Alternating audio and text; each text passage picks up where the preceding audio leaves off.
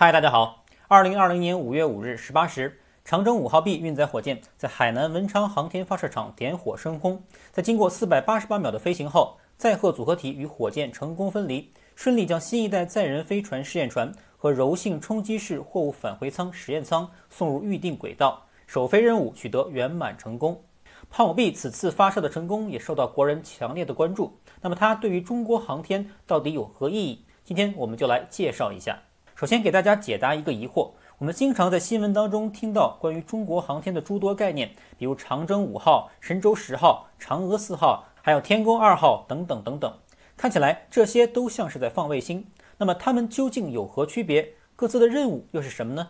首先来说一下，一个卫星要被发射到太空中去，是由两部分来组成的，一个是卫星本身，另一个就是发射它的运载工具，即火箭了。而长征系列运载火箭就是我国自行研制的航天运载工具，就是把以上提到的各种卫星、飞船等等发射到太空。飞船虽然有个飞字，但其本身是没有能力独自到太空遨游的，所以无论各种航天设备想要去到太空，运载工具火箭都是必须的。而我国长征系列运载火箭最有名的恐怕就是长征1号了，也是我们每个人都在课本当中学到过的。就是它在1970年将我国第一颗人造地球卫星东方红1号发射到了太空，也让中国人第一次听到了来自太空的声音。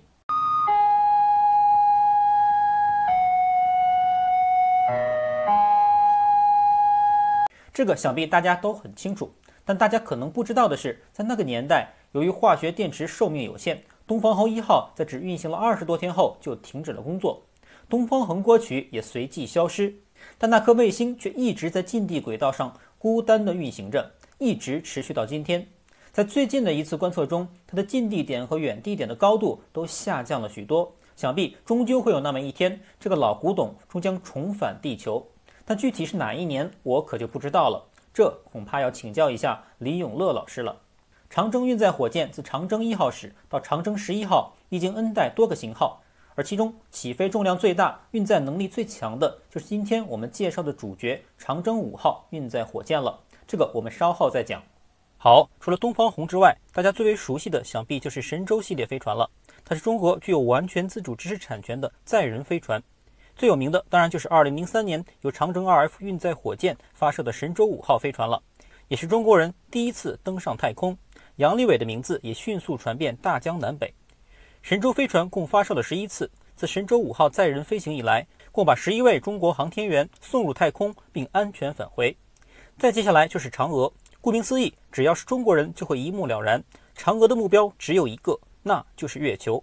嫦娥工程是在2004年正式启动，2007年发射了中国第一颗绕月卫星嫦娥1号。到了2019年1月3日，嫦娥4号探测器搭载玉兔2号巡视器成功着陆在月球背面，成为世界首个可以探寻月球背面的国家。中国玉兔跟变形金刚有了一次亲密接触。再下面就是天宫系列，中国分别在2011年和2016年向太空发射了天宫1号和天宫2号空间实验室。注意，此时还不是空间站，目的当然是为了今后建立中国自己的空间站，来做各种各样的实验，比如与神舟载人飞船对接等等。现在的太空之中，只有唯一的一个空间站，就是在1998年美国人组团建设的国际空间站，在全球约好了16个国家，唯独将中国拒之门外。当然美其名曰中国人会偷取他们的技术，但没想到的是，中国自己研究起空间站来，并在2011年成功发射了天宫1号。2013年拍摄的地心引力，由桑德拉布洛克扮演的美国宇航员，就是在美俄空间站相继被毁之后，乘坐中国天宫的返回舱返回地球。You're losing altitude, Tiangong, but not without me, because you're my last ride.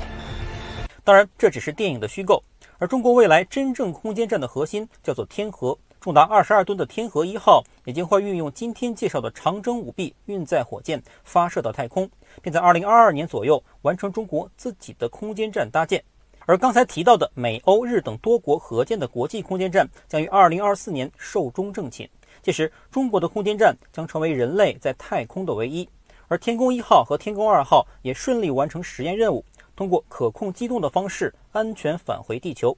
也许有些朋友会问，为什么不让它就一直待在太空，这样发射上去又回收，不是很浪费吗？试想，空间站实现了可控机动，那么里面装的如果不是花花草草，而是核弹呢？那岂不是要成为一个战略大杀器了吗？如果是这种武器，当然也要实验它投弹的准确性了。好，最后还有一个天舟系列，天舟与神舟类似，只是它专注于货运，而载人的神舟是客运，所以天舟系列不必考虑复杂的生命保障系统和载入大气层式的保护系统等等，成本也大大降低，运输的有效载荷也大大提高。天舟1号货运飞船于2017年4月20日在文昌航天发射中心由长征7号遥2运载火箭发射升空，并与天宫2号成功完成自动对接和推进剂补加实验。所以再加上问天、梦天等实验舱和巡天光学舱，未来的中国空间站将会是这个样子。好，说了这么多，大家应该对中国的各种航天设备有了一个较为清晰的了解了。那么接下来我们就来看一下今天介绍的主角长征5B在其中到底起了什么核心作用。此次发射成功的长征5B总长 53.7 米，直径5米，起飞重量高达849吨，近地轨道运载能力23吨，是目前中国近地轨道运载能力最大的火箭。这里要解释一下两个概念，近地轨道运载能力 LEO 和地球同步转移轨道运载能力 GTO。 可以想象，轨道越远，消耗燃料也越多，可运载的吨位就会降低，所以近地的 LEO 通常要大于 GTO。 好，那么长征5B 跟它的老大哥长征5号有何区别呢？技术上最主要的区别当然就是由胖5的2级半构型变为胖5B的1级半构型，由新1级加助推器加整流罩组成。什么意思？简单来说就是少了1级火箭，就省略了1、2级火箭分离、再点火等等多个步骤，这样也就增加了火箭发射的可靠性，使胖5B成为中国首款1级就直接入轨的火箭。另外，从用途上来讲，长征5号是用来发射更高轨道的大型卫星和各类深空探测器，比如今年下半年紧接着就要发射的探测火星的天问1号。注意是天问，而不是刚才提到的问天实验舱。该名称源于屈原的长诗《天问》。而后很可能在今年底，长征5号还会将嫦娥5号送向月球。好，这就是胖5和胖5B的区别，一个远，一个近。而此次主攻近地目标的胖5B的发射，同时也意味着我国载人航天飞行3步走的第3步终于要迈开腿了。我们在新闻中经常听到3步走这个词，那这3步走到底是哪3步呢？其实早在1992年，我国就决定实施载人航天工程，并规划出了3步走的发展战略。第一步是发射载人飞船，杨利伟的太空1日游并安全返回，标志这一步已在2003年达成。第二步，航天员出舱太空行走及空间飞行器交会对接等。还记得2008年奥运会后，搭乘神舟7号的航天员在舱外太空挥舞国旗的那一刻吗？经过多年努力，第二步也已经实现。接下来就是最难的第3步，那就是建立空间站。你要想在太空干大事，就需要用大推力的火箭将几十吨重的大家伙推出地球，这可不是长3、长4、长6、长7这些小老弟能办到的。发射火箭犹如举重比赛，不同级别能举的重量当然也不同。像建造空间站这种力气活，就需要胖5B这种重量级选手方能达成。所以此次长征5B的一飞冲天，也成为中国载人航天战略第3步的起手式。预计中国计划为自己空间站的建设进行大约12次的发射任务。注意，这里所说的12次可不包括此前长征5号系列发射的3次。刚才也介绍了，由于用途上的区别，之前的长征5号并不是应用在地球近地轨道上的，因此胖5B成为当前建造中国空间站的唯一选择。所以为了要在2022年左右达成空间站的建成任务，胖5B还需再发11次。当然，此次胖5B的发射成功，也一扫之前2个月长征7号甲和长征3号乙发射失败的阴霾。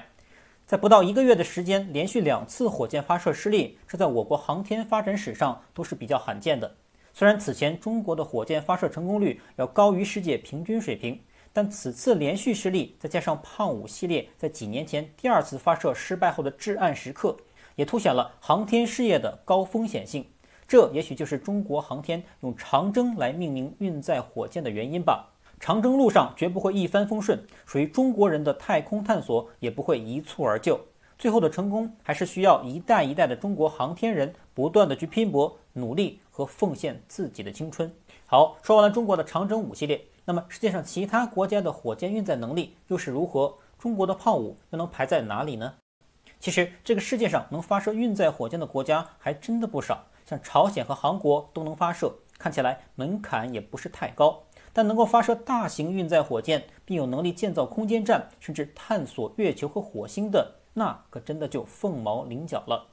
首先来到欧洲，欧洲生产的推力最大的火箭就是阿里亚纳系列了。这是欧洲航空局集全欧洲之力研制的大型运载火箭，最新型号为阿里亚纳5号，高度为46至52米，直径5.4米，起飞重量777吨，近地轨道运载能力为20吨，同步轨道运力即 GTO 为11.1吨，都略低于中国的胖5。阿里亚纳系列运载火箭于1996年首发，但前2次都失败了，后续发射渐入佳境，总共发射了105次，成功率达到 95.24%。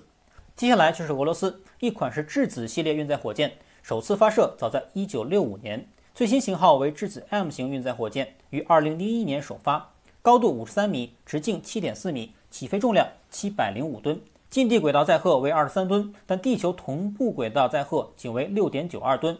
另一款为安加拉系列运载火箭，是苏联解体后俄罗斯正在开发的一个全新宇宙火箭家族，最新已发射的型号为安加拉 A5，近地有效载荷为24.5吨，但更高的地球同步轨道载荷为5至7吨，所以可见俄罗斯这2款大型火箭与长征5号相比 ，LEO 能力大致相同，但 GTO 能力则差距悬殊，胖5的14.4吨几乎是它们的2倍。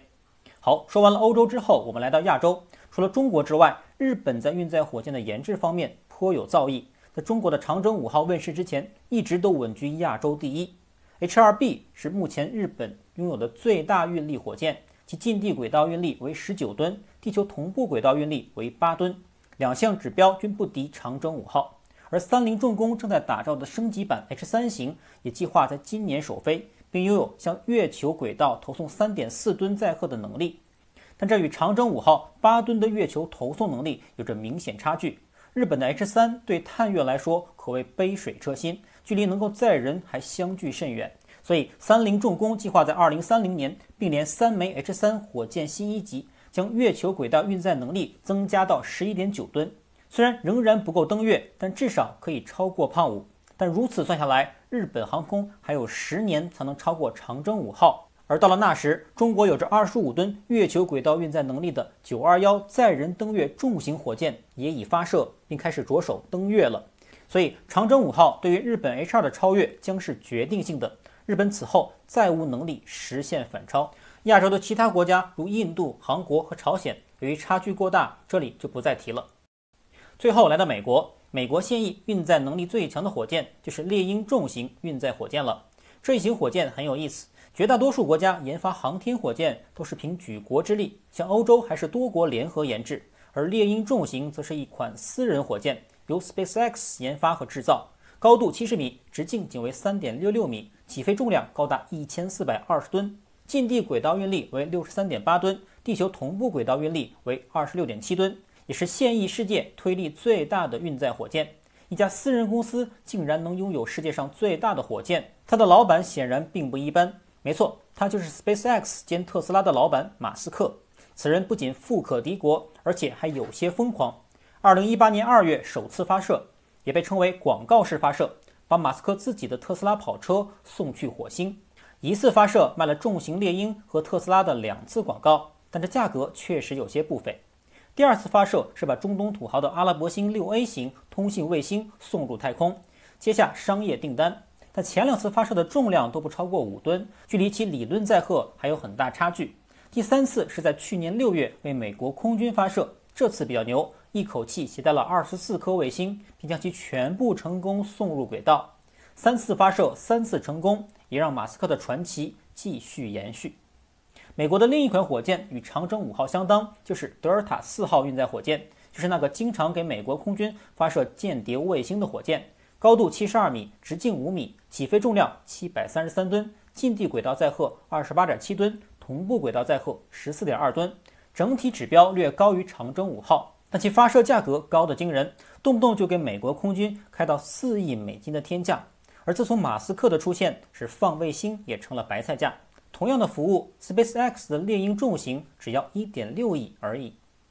美国现役还有一款即宇宙神5号运载火箭，但其整体指标都较以上提到的各种火箭偏低，所以就不多加赘述了。介绍到这里，大家也许会有所疑问，那个大名鼎鼎把阿波罗宇宙飞船送入月球的土星5号怎么没有提呢？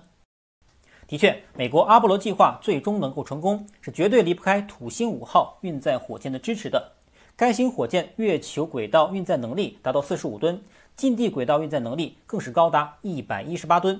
而比其推力更大的火箭还有前苏联的能源运载火箭，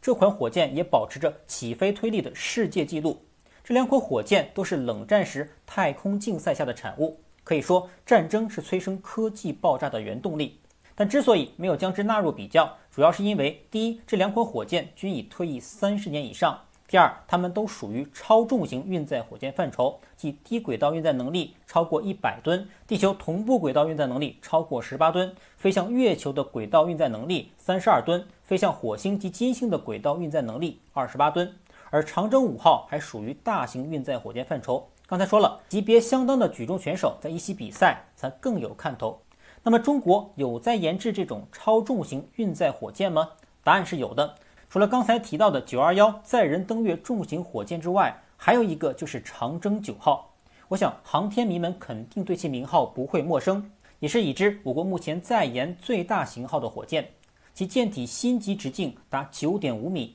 起飞质量最高达4200吨，最大起飞推力为5800吨，近地轨道运载能力达140吨，地球同步轨道运载能力接近70吨，地月转移轨道约50吨，地火转移轨道44吨，具备了超越史上最大推力的美国土星5号和前苏联能源号火箭的能力。当然，美国显然不会眼睁睁看着霸主地位被中国抢走。美国宇航局 NASA 也为重返月球和登陆火星制造了太空发射系统 SLS 火箭，重量约3000吨，推力约4100吨，其近地轨道运载能力为130吨，与长征9号同属一个级别。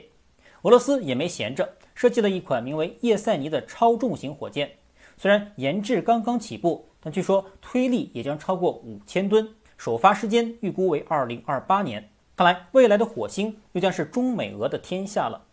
等一下，还有一个狂人给忘记了，马斯克的 SpaceX 公司决定要研发一款 BFR 超重型火箭，据说加强型推力将超过1万吨，比上述3国的火箭推力都大上1倍，堪称超级大火箭。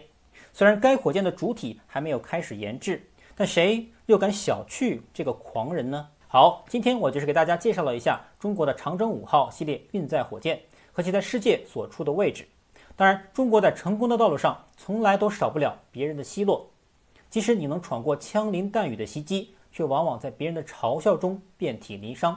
当然，这些又岂能阻止中国人对于太空的探索呢？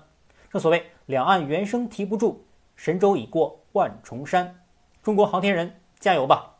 好，那本期视频我们就录到这里，我们下期视频再见。